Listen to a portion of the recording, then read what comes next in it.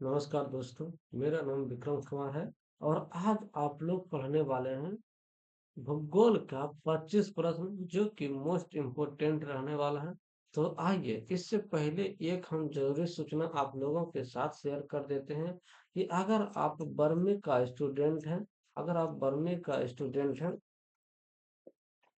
तो आप जो है डेली हमसे शाम में 6 बजे क्या करते हैं, लाइव आप कर सकते हैं। वहीं अगर आप 10वीं का स्टूडेंट हैं तो आप शाम में 6 बजे क्या करते हैं, सुबह में शाम 6 बजे हमसे आप लाइव पढ़ सकते हैं। ठीक है, तो अभी हम जो है यहाँ पे टोटल 200 क्वेश्चन का सेट लाए हैं। कितना क्वेश्चन? 200 क्वेश्चन का सेट लाए हैं, जिसमें कि हमने 50 क्वेश्चन अभी तक कर चुके हैं। ठीक है, 50 क्वेश्चन कर चुके हैं और इस वीडियो में अभी टोटल कितना क्वेश्चन करेंगे तो 25 क्वेश्चन करेंगे।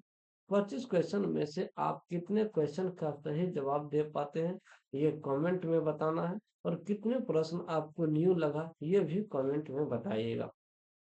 तो चलते हैं हम लोग अपने मुद्दे पे। तो सबसे पहला प्रश्न है, जनसंख्या साक्षरता दर का अर्थ क्या है? कुल जनसंख्या है, शिक्षित लोगों की संख्या है, 7 वर्ष से ऊपर साक्षर जनसंख्या प्रतिशत, या फिर विद्यालयों की संख्या है। तो 51 नंबर का राइट आंसर हो जाएगा। 51 नंबर का सी नंबर हमारा राइट आंसर हो जाएगा। 7 वर्ष से ऊपर साक्षर जनसंख्या का प्रतिशत। अगला प्रश्न है हमारे पास 52 नंबर। 52 नंबर प्रश्न में कह रहा है कि भारत में सबसे कम साक्षरता दर किस राज्य की है? भारत में जो है सबसे कम साक्षरता दर किस राज्य की है? बिहार की, राजस्थान का, झारखंड का, या फिर अरुणाचल प्रदेश का? तो भारत में सबसे कम साक्षरता दर किसका है? तो 52 का डी नंबर हमारा राइट आंसर हो जाएगा, अरुणाचल प्रदेश का। अरुणाचल प्रदेश हमारा राइट आंसर हो जाएगा। उसी प्रकार अगला प्रश्न है कि विश्व की सबसे बड़ी कार्यशील जनसंख्या किस देश में है? विश्व की सबसे बड़ी कार्यशील जनसंख्या किस देश में है? अमेरिका में, चीन में, भारत में, या फिर रूस में? तो 53 का सी नंबर हमारा राइट आंसर हो जाएगा, भारत में। भारत में क्या हो जाएगा? कार्यशील जनसंख्या में। ठीक है, अगला प्रश्न है 54 नंबर। 54 नंबर प्रश्न में कह रहा है कि जनसंख्या संरचना का अध्ययन किससे संबंधित है? क्षेत्रफल से, आयु और लिंग से, जलवायु से, या फिर संसाधन से? जनसंख्या संरचना का अध्ययन जो है किससे संबंधित है?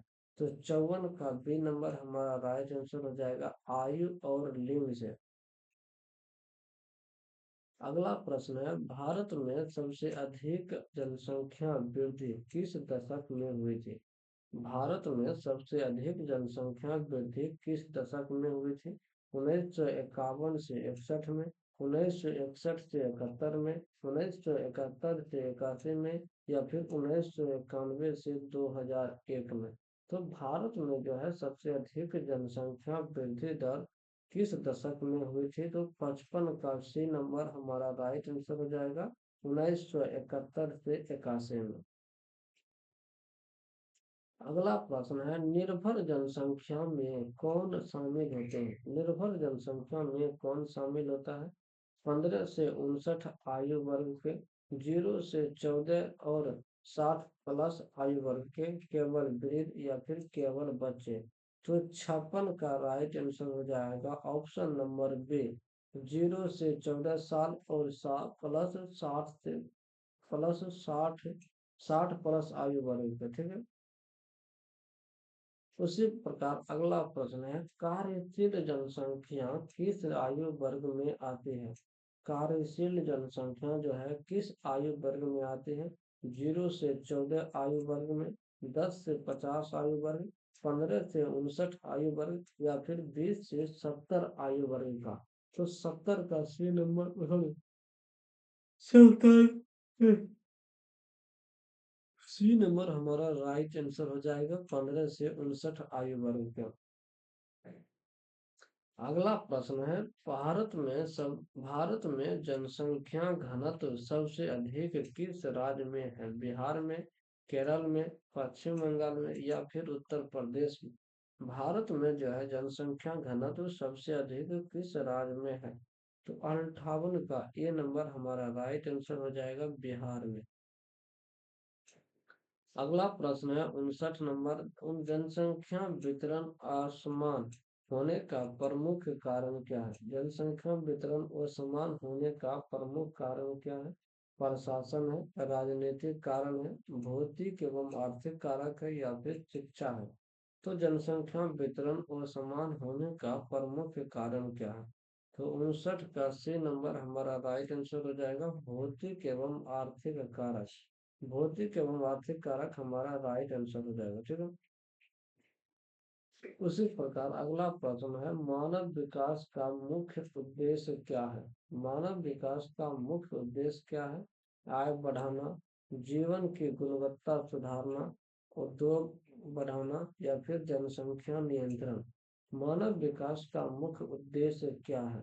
मानव विकास का मुख्य उद्देश्य क्या है? तो 60 का बी नंबर हमारा राइट आंसर हो जाएगा जीवन की गुणवत्ता सुधारना। अगला प्रश्न है मानव विकास सूचकांक में कौन शामिल नहीं है? मानव विकास सूचकांक में कौन शामिल नहीं है? तो शिक्षा है, जीवन प्रत्याशा है, प्रति व्यक्ति आय है या फिर जनसंख्या घनत्व है? मानव विकास सूचकांक में कौन शामिल नहीं है? 61 का डी नंबर हमारा राइट आंसर हो जाएगा जनसंख्या घनत्व। अगला प्रश्न है हमारे पास लिंगानुपात का अर्थ क्या है? लिंगानुपात का जो है अर्थ क्या है? पुरुषों की संख्या है, महिलाओं की संख्या है, प्रति 1000 पुरुषों पर महिलाओं की संख्या, प्रति 1000 महिलाओं पर पुरुषों की संख्या? तो 62 का सी नंबर हमारा राइट आंसर हो जाएगा प्रति 1000 पुरुषों पर महिलाओं की संख्या। अगला प्रश्न है भारत में सबसे कम लिंगानुपात वाला राज्य कौन सा है? भारत में सबसे कम लिंगानुपात वाला राज्य कौन सा है? वो है हरियाणा, पंजाब, उत्तर प्रदेश, राजस्थान। भारत में सबसे कम लिंगानुपात वाला राज्य कौन सा है? तो 63 का ए नंबर हमारा राइट आंसर हो जाएगा हरियाणा।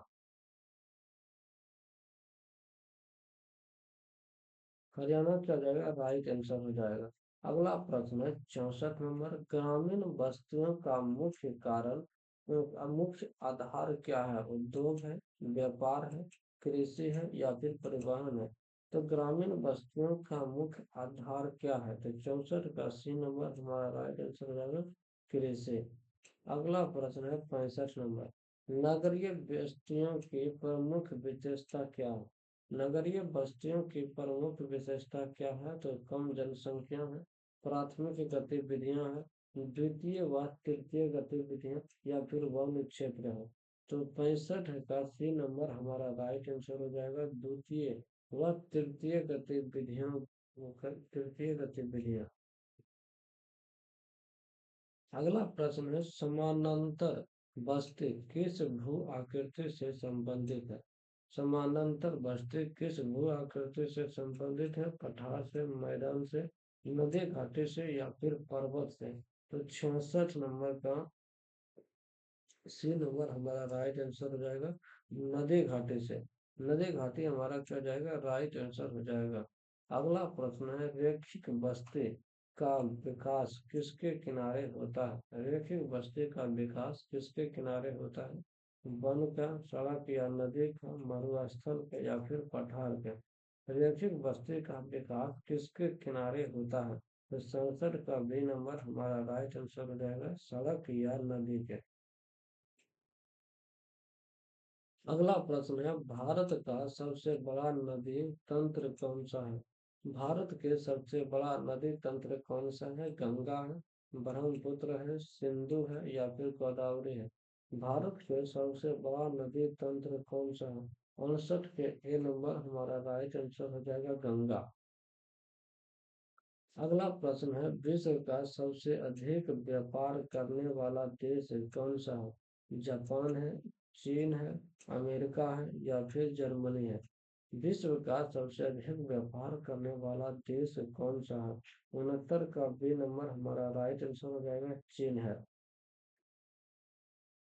उसी प्रकार अगला प्रश्न है, चतुर्थ गतिविधि किससे संबंधित है? तो कृषि है, उद्योग है, सेवा है, या फिर ज्ञान एवं सूचना है। चतुर्थ गतिविधि जो है किससे संबंधित है? तो 70 का डी नंबर हमारा राइट आंसर हो जाएगा, ज्ञान एवं सूचना। उसी प्रकार अगला प्रश्न है, पंचम गतिविधि का संबंध किससे है? शिक्षा से, स्वास्थ्य से, निर्णय एवं नीति निर्माण से, या फिर परिवहन से। पंचम गतिविधि का संबंध जो है किससे है? तो 71 का सी नंबर हमारा राइट आंसर हो जाएगा, निर्णय एवं नीति निर्माण से।